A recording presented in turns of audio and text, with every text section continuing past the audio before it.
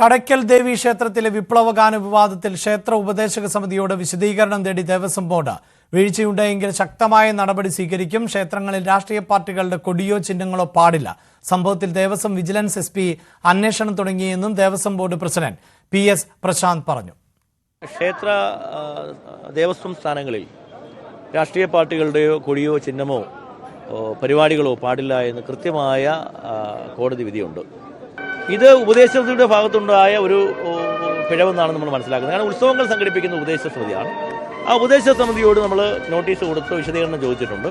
അന്വേഷണവും നടത്തുന്നുണ്ട്. ഇതിൽ കുറ്റക്കാരെന്ന് വന്നാൽ കൃത്യമായ നടപടി ഉണ്ടാവും.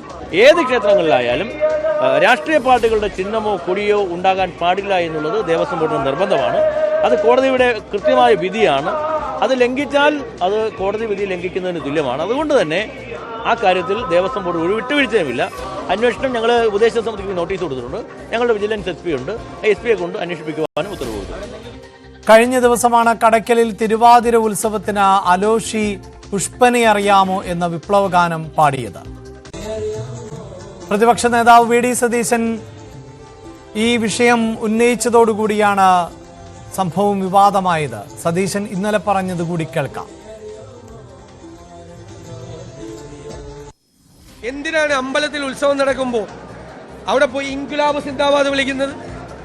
ഇപ്പൊ അമ്പലത്തിൽ ഉത്സവം നടക്കുമ്പോൾ അവിടെ പരിപാടിയിൽ കയറി പുഷ്പനെ അറിയാമോ എന്നുള്ള പാട്ട് പാടുക.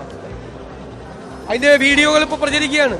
അമ്പലത്തിൽ ഉത്സവം നടക്കുമ്പോൾ അവിടെ പോയിട്ടാണോ ഇൻക്ലാബ് സിന്ദാബാദ് വിളിക്കുന്നത്? അവിടെ അക്രമം ഉണ്ടാകുമ്പോൾ പോലീസിനല്ലേ അക്രമം ഇല്ലാതാക്കേണ്ടത്?